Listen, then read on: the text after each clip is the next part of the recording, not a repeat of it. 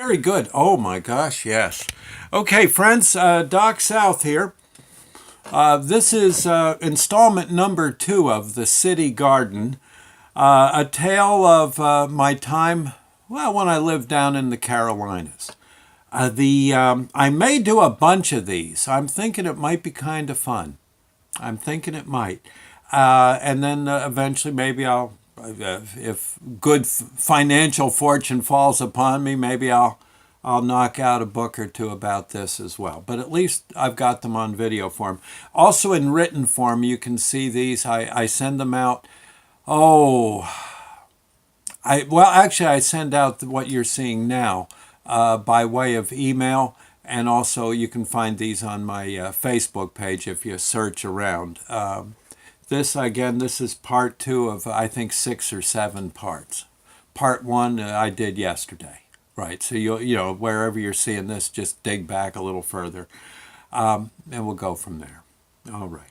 You all set? Oh, and this is all put on my YouTube site, too. Yes. Okay, so you can go there. Doc South Show on YouTube.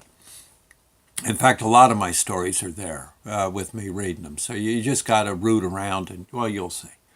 Okay, well, this one's called The City Garden, Part 2.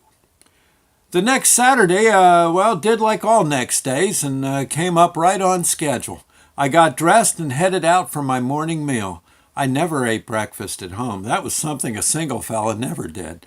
It was too depressing to eat alone so early in the morning. Besides, there were too many places all over the city that served up an affordable and delicious breakfast. Each and every one of those places had perfectly beautiful waitresses just waiting to fill your cup with a big fat grin on their face just for you and any guy at her 3 other tables. Oh, and grits were on the house unless that's all you wanted.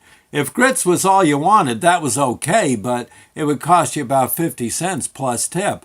It was smarter to order a sausage biscuit for 50 cents. If you did that, grits came with the biscuit. Flirting was on the house. A man would be a fool to skip breakfast. Coffee was extra, but you did get refills. I was talking with the guys at the table next to mine about as much as I was talking with the guys at my table. Heck, there was about 4 tables all close together, and none of us knew who the heck was talking to who. All at one time, the bunch of us was talking about last night's championship wrestling out of Raleigh, as well as putting forth our predictions for this evening's episode of the Dukes of Hazzard, and also the evening race card over at the Speedway on the outskirts of town. A fellow wanted to know if anyone was hurt in that wreck out on Route 42 last night. Being with the rescue squad, I guess they figured I was in the know. I told the guy that I wasn't there, but I did hear over my scanner that one fellow was cut up a bit and he needed to come in for stitches. Other than that, it didn't sound too bad. Both drivers got speeding tickets. They were racing, and the law took one of them in overnight because he was drunk. I excused myself after eating and said that I had to go. I told the guy next to me that I was heading over to the sewage plant to get a tour of the place. My table went silent. Just about everyone stopped talking and looked at me. Some guy finally decided to chime in. You going out to the treatment plant, son? That's a sight over there. That's one of the newest sewage treatment plants in the whole darn state. The whole darn state. You'd be sure to take a little time and look that place over. Man, that's state of the art, and it's right in our little county, boy. Wait till you catch sight of those pumps. Some of them's as big as a car. Don't get near one now if it's running. Those things will grab hold of you, boy, and tear you up something awful. But you're going to like it. State of the art, yes, sir.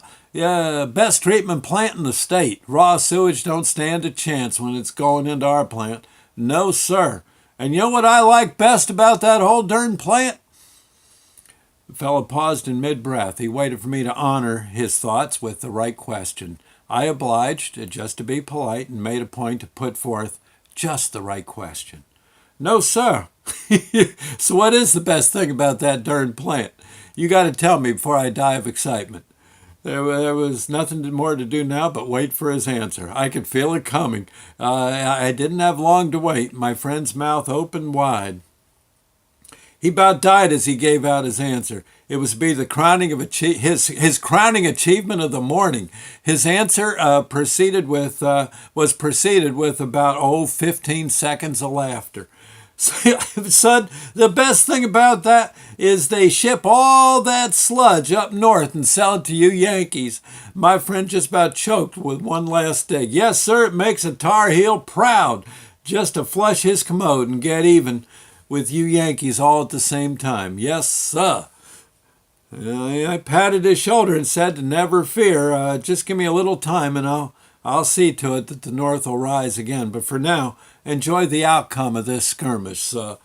Yeah, just keep that sword of yours nice and shiny for when for when y'all has to present it to me. Meanwhile, I'll give you my sword. I gave him my butter knife and headed for the door. He pitched a biscuit at me. I caught it and ate it and, well, thanked him kindly. Ah, what wonderful people. There you go, friends. We'll do part 3 tomorrow. Bye now.